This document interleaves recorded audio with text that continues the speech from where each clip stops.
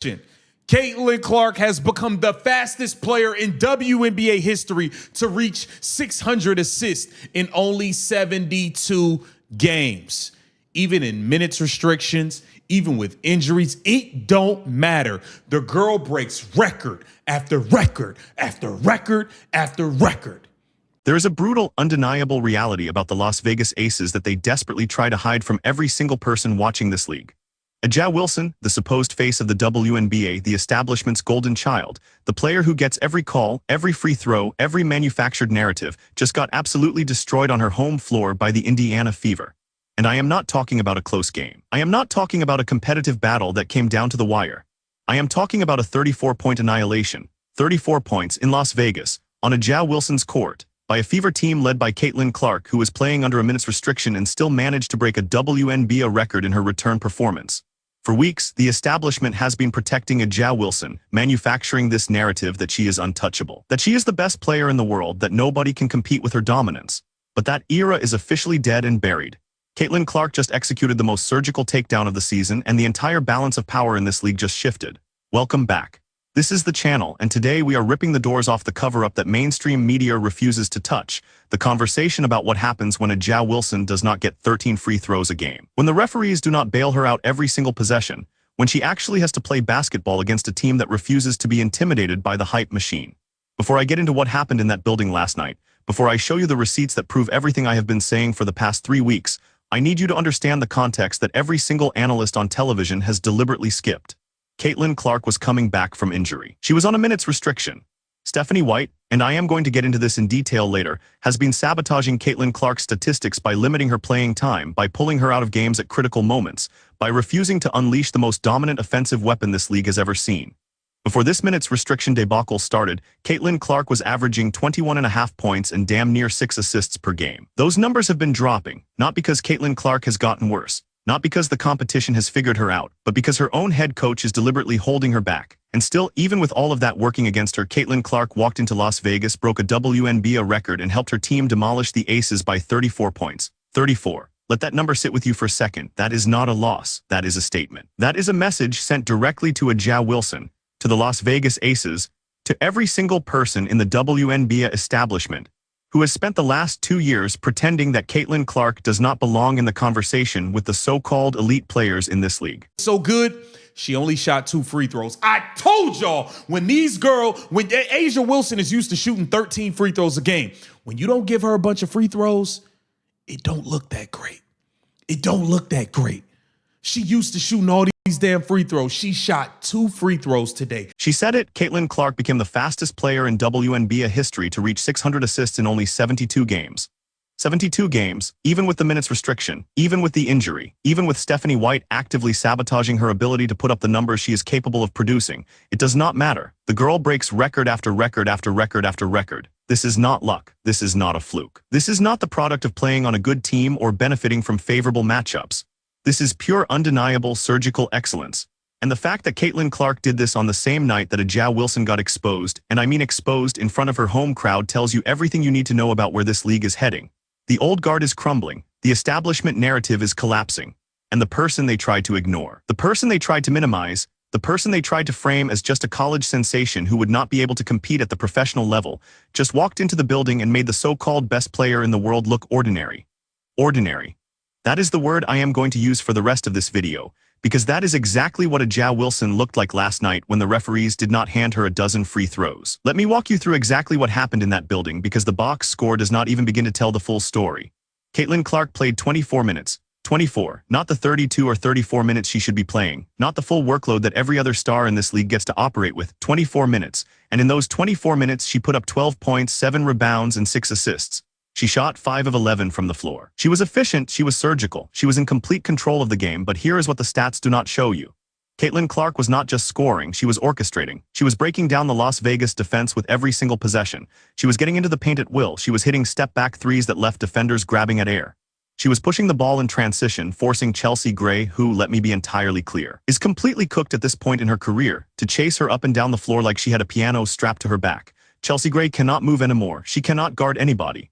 She's a liability on the defensive end, and Caitlin Clark exploited that weakness over and over and over again.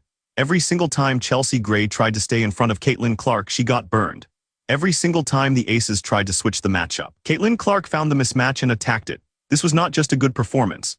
This was a masterclass in how to dismantle a so-called championship-caliber defense. And then there is Sophie Cunningham, the blonde bomber. If there is anybody on planet Earth who knows how to win in Las Vegas, it is Sophie Cunningham. Most people get defeated by the Las Vegas festivities. Most players show up to that city, get distracted by the clubs, the parties, the distractions, and they forget that they have a basketball game to play. Not Sophie Cunningham. Sophie Cunningham went out partying at Dry's Beach Club the night before the game. She had bottle service. She went to the UFC fight. She became a ring card girl. And then she showed up to the arena and proceeded to hit 7 of 9 shots from the floor and 6 of 7 from three-point range for 20 points off the bench. 20 points. 6 of 7 from 3. That is not just a hot shooting night. That is a statement. That is Sophie Cunningham walking into the building and saying, I own this city, I own this arena, and I am going to light you up in front of your own fans. And she did exactly that. Every single time Sophie Cunningham touched the ball, the Aces' defense collapsed. Every single time she came off a screen, she was ready to fire. And the Aces had no answer. None. They tried switching. They tried going under the screens. They tried playing drop coverage. Nothing worked. Sophie Cunningham destroyed them. Kelsey Mitchell was cooking, especially in that first half. Kelsey Mitchell put up 20 points in the first half alone. 20. She was attacking the rim. She was hitting pull-up jumpers. She was getting to the free throw line. Now, I have got to keep it real with you. There was a stretch in the third quarter where Kelsey Mitchell was not trying to pass the ball to anybody. She got a little bit into her own bag, and the offense stalled out for a few possessions. But overall, Kelsey Mitchell finished the game shooting 50% from the floor, 8 of 16, 3 of 8 from 3, 27 points and 3 assists. That is a dominant performance. That is the kind of scoring output you need from your second option when you are trying to blow out a championship-caliber team on the road. And Kelsey Mitchell delivered. But the player who absolutely took over this game, the player who won the matchup that everybody was watching, was Aliyah Boston. Aliyah Boston dominated A'ja Wilson. I am not exaggerating. I am not using hyperbole. Aliyah Boston walked into that building and made A'ja Wilson look like she did not belong on the same court. Aliyah Boston finished with 19 points, 11 rebounds, and she shot 9 of 14 from the floor. 9 of 14. That is 64% shooting. Against A'ja Wilson, against the so-called best defensive player in the WNBA. Aliyah Boston was physical, she was aggressive, she was relentless. Every single time she got the ball in the post, she went right at A'ja Wilson. She bodied her, she backed her down, she finished through contact, and A'ja Wilson had no answers. None. A'ja Wilson finished the game with 20 points and 12 rebounds. But she shot 9 of 23 from the floor. 9 of 23. That is 39% shooting. For a player who is supposed to be unstoppable in the paint, that is absolutely unacceptable. And here is the part that nobody on television is willing to say out loud, so I am going to say it for them. Chelsea Gray needs to retire. She stinks now. She moved like she got a piano on her. She told us. She moved like she got a piano on her back. She can't guard anybody. Look at this sick step back from Caitlin Clark right here. I mean, the girl is unstoppable. She only shot 2 free throws. 2. Let me repeat that so it sinks in for every single person watching this video. A'ja Wilson, the player who averages 13 free throw attempts per game, the player who gets bailed out by the referees on every single possession, the player who has built her entire statistical profile on getting to the free throw line, only shot 2 free throws last night. 2. And you know what happened when the referees did not hand her a dozen free throws? She looked ordinary. She looked like every other player on the floor. She looked like someone who cannot dominate when the game is called fairly. I have been saying this for weeks. I have been documenting this in my last 3 videos. When A'ja Wilson does not get 13 free throws a game, when the referees do not manufacture points for her, she is not the dominant force that the establishment wants you to believe she is. And last night proved it. Last night was the receipt. Aliyah Boston went right at A'ja Wilson on both ends of the floor, and A'ja Wilson had no answers. None at all. None at all.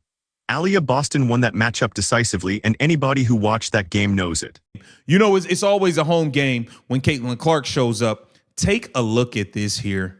Take a look at the crowd. I mean, Caitlin Clark just took over Las Vegas. Our routine at this point for Caitlin Clark always makes time for the fans. They travel well, those Fever fans. Look at all these fans here. All the CCs. You even got a Sophie in there. Chelsea Gray needs to retire. I am not saying that to be disrespectful. I am not saying that to pile on. I am saying that because it is the truth. Chelsea Gray cannot move anymore. She runs like she has got a piano strapped to her back. She cannot stay in front of anybody. She cannot guard the perimeter. She is a complete liability on the defensive end, and the Fever exploited that weakness every single possession. Caitlin Clark went right at Chelsea Gray over and over again, and Chelsea Gray could not do a single thing to stop her. And it is not just Chelsea Gray.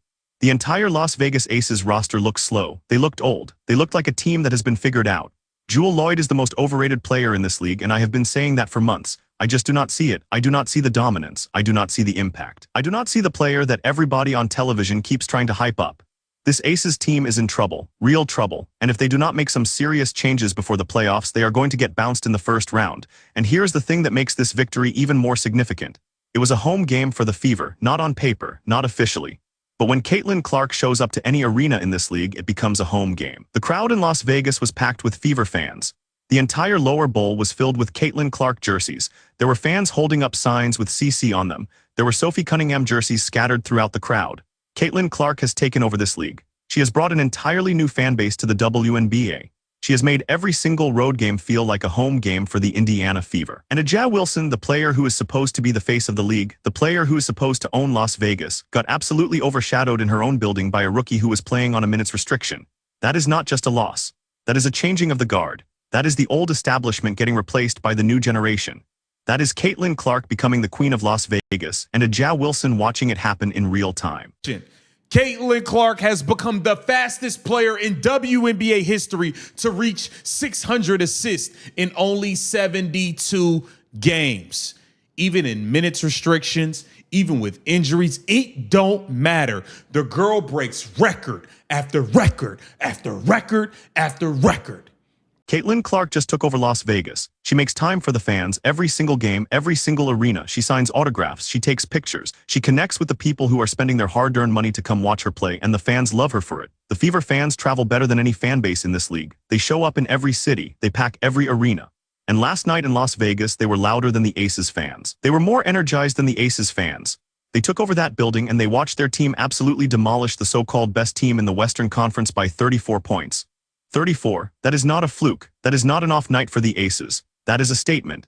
That is the Indiana Fever announcing to the entire league that they are a legitimate contender and that Caitlin Clark is the best player in this league right now. Now let me get into the part that is driving me absolutely insane, because this is the conversation that nobody else is willing to have. Stephanie White is sabotaging Caitlin Clark. I am not using that word lightly. I am not exaggerating. Stephanie White is actively holding back the most talented offensive player in this league by putting her on a minutes restriction that makes absolutely no sense. Caitlin Clark is healthy. She is playing at an elite level. She is breaking records. And Stephanie White is pulling her out of games at critical moments, limiting her to 24 minutes a night and refusing to let her play the kind of workload that every other star in this league gets to operate with. Before this minutes restriction started, Caitlin Clark was averaging 21.5 points and nearly 6 assists per game. Those numbers have been dropping, not because Caitlin Clark is struggling, not because she is tired, but because Stephanie White is deliberately limiting her minutes. And I want every single person watching this video to ask themselves one question. Why? Why would a head coach deliberately limit the playing time of the best player on the roster? Why would a head coach pull the most dominant offensive weapon in the league out of games when the team is trying to build momentum heading into the playoffs? It does not make sense. Unless Stephanie White is trying to protect Caitlin Clark from something. Unless there is pressure coming from the front office to manage Caitlin Clark's workload. Unless the establishment is trying to slow down the Caitlin Clark phenomenon because they are terrified of what happens when she plays a full workload and puts up 30 points and 10 assists every single night. I have been documenting this for weeks. I told you this was coming. And now we are watching it play out in real time. Let me lay out exactly what is going to happen next, because I am staking 5 predictions right here, right now, and I want every single person to come back to this video and check the receipts when these predictions come true. Prediction number 1. Stephanie White is not going to last the entire season as the head coach of the Indiana Fever. If Stephanie White is still in this role by the start of the playoffs, I want every single person to come back and roast me in the comments, but I do not think that is going to happen. The front office is watching what is happening. They are seeing the minutes restriction. They are seeing Caitlin Clark's numbers drop. They are seeing the fan base get frustrated, and at some point they are going to make a change. Save this clip. Prediction number 2. Caitlin Clark is going to average 25 points and 8 assists per game once this minutes restriction is lifted. And it is going to be lifted. It has to be. The Fever cannot afford to keep limiting Caitlin Clark's playing time when they are trying to secure a playoff spot. Once Stephanie White takes the leash off, once Caitlin Clark is allowed to play 32 to 34 minutes a night, she's going to put up numbers that we have never seen before in this league. Mark this video. Prediction number 3. The Las Vegas Aces are going to miss the playoffs. I know that sounds insane. I know people are going to call me crazy for saying that, but watch the next 2 weeks. Watch what happens when the Aces have to play competitive teams on the road. Watch what happens when A'ja Wilson does not get 13 free throws a game. This team is old. This team is slow. This team has been figured out. And they are going to fall apart down the stretch. Prediction number 4. The story is going to break wide open when a major outlet runs the article they are already sitting on about the tension between Caitlin Clark and Stephanie White. I have heard the whispers. I have talked to people close to the situation. There is friction in that locker room. There is frustration about the minutes restriction. And at some point, a reporter is going to break the story. And it is going to confirm everything I have been saying for the past month. Prediction number 5. The season ends with the Indiana Fever making a deep playoff run and Caitlin Clark wins Rookie of the Year and MVP in the same season. It has never been done before, but Caitlin Clark is not a normal player. She is generational, she is transformative, and by the time the playoffs are over, everybody in this league is going to know it. Mark this video. Come back in 2 months and tell me I was wrong. I will be waiting. And here is the closing emotional beat that I need every single person watching this video to sit with for a second. Caitlin Clark, playing on a minutes restriction, coming back from injury, being actively sabotaged by her own head coach, walked into Las Vegas, broke a WNBA record, and helped her team demolish the Aces by 34 points. She did not need the referees to bail her out. She did not need 13 free throws. She did not need the establishment to manufacture a narrative for her. She just went out and played basketball at the highest level, and she made the so-called best player in the league look ordinary. That is what greatness looks like. That is what a generational talent looks like. And the people who have been trying to minimize Caitlin Clark, the people who have been trying to frame her as just a college star who would not be able to compete at the professional level, just got proven wrong in the most brutal, undeniable way possible. Now, I need you to do 3 things. So good, she only shot 2 free throws. I told y'all, when A'ja Wilson is used to shooting 13 free throws a game, when you don't give her a bunch of free throws, it don't look that great. It don't look that great. She used to shooting all these damn free throws. She shot 2 free throws today. First, drop your most honest take in the comments. Is Caitlin Clark already the best player in the WNBA, or is A'ja Wilson still the top dog in this league? Pick a side, defend it. I want to see the debate. Second, save this comment. I just predicted that the Las Vegas Aces are going to miss the playoffs. If I am right by the end of the regular season, come back and tell me. If I am wrong, roast me. I will own it. And third, tag the friend who keeps telling you that A'ja Wilson is better than Caitlin Clark. Make them watch this video. Make them explain how A'ja Wilson only shot 2 free throws and looked completely ordinary against Aliyah Boston. I want to hear their explanation, and here is what is coming next. Tomorrow we are going to break down the fallout from this game. We are going to talk about what the Las Vegas Aces need to do to fix their roster before the trade deadline. We are going to talk about whether Stephanie White is going to lift the minutes restriction on Caitlin Clark. And we are going to talk about what happens when the Fever and the Aces meet again in 2 weeks. If you are not subscribed, you are going to miss it. Hit the bell. This is the channel. We will see you in the next video. Chelsea Gray needs to retire. She stinks now. She moved like she got a piano on her. She told us. She moved like she got a piano on her back. She can't guard anybody. Look at this sick step back from Caitlin Clark right here. I mean, the girl is unstoppable. You know, it's always a home game when Caitlin Clark shows up. Take a look at this here. Take a look at the crowd. I mean, Caitlin Clark just took over Las Vegas. Our routine at this point for Caitlin Clark always makes time for the fans. They travel well, those Fever fans. Look at all these fans here. All the CCs. You even got a Sophie in there.